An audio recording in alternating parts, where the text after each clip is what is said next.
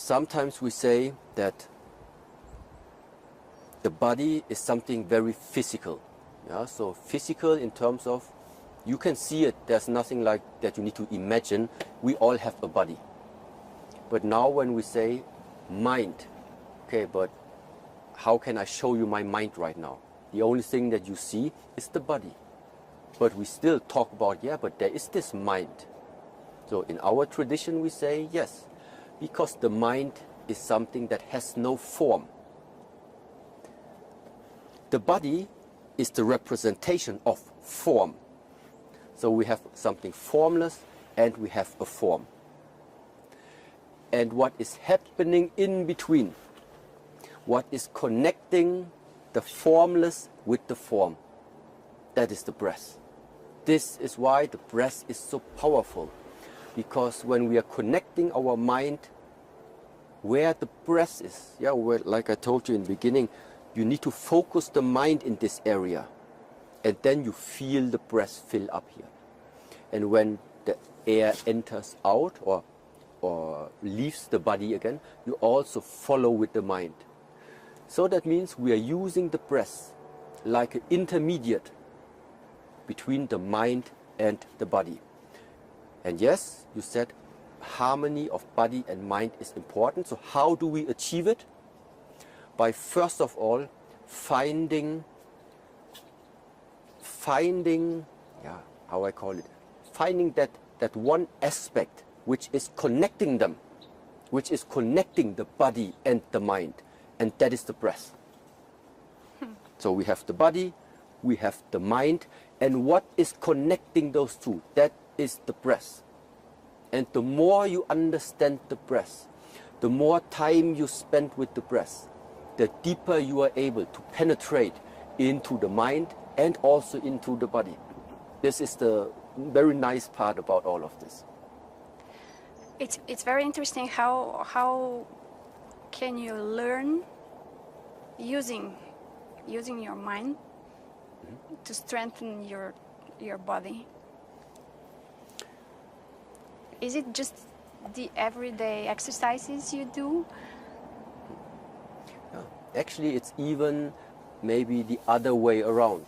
So it's not just using the mind to strengthen the body. In the beginning, I would even say it's the opposite way. We are using our body to strengthen the mind, because it is the strength, it is the discipline, and it is the power of the mind that starts to make your dreams and your visions and the goals that you have, to make them come true. Yeah, because we all have like what we would like to achieve. Yeah, but how do you achieve things? Yeah, how can we focus on it? Yeah, well, you achieve things by staying committed. This is one thing. And second of all, by having a mind which is not easily breakable, which cannot easily break. And how this can happen. So, and this is why when we are using our body, for example, just standing in different positions, just staying still, 10 minutes, 15 minutes, don't move. Then what will happen is, slowly you start, maybe you get tired, the body starts to shake. But what is giving up the first is not the body. Normally it is your mind which starts to give up, because your mind is saying, oh, this is getting exhausting, how long do I still need to hold it, it's already shaking, I think I will stop it. And this is exactly the point where now, because your mind is challenged, because your mind right now is like, now's the time where you decide. Either you really stay disciplined and stay strong, or you give up. How can we not give up? And how to stay focused? Yes. So, staying focused. No. What is giving up? Yeah, what is giving up is the mind. What for many people is giving up, what for many people is causing problems, what is causing the anxiety, what is causing that you have fear, what is causing that you're always worried about what will be, and all of these things are, what is the problem? The problem is the mind. The problem is the mind. So how do we solve it? By, first of all, learning more. What is the mind? Yeah, this is one very important aspect, to learn what is the mind. Because in the moment,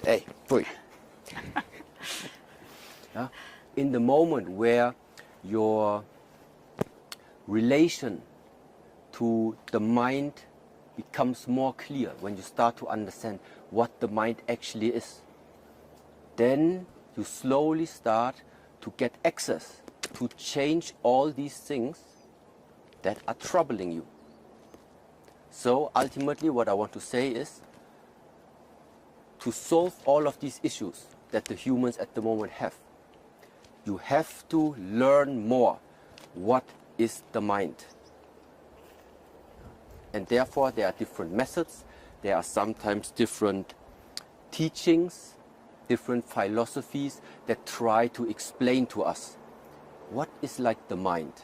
So, and it still is something very, very personal, everybody needs to learn, but you need a strong mind. If you want to change something about your life, you need a strong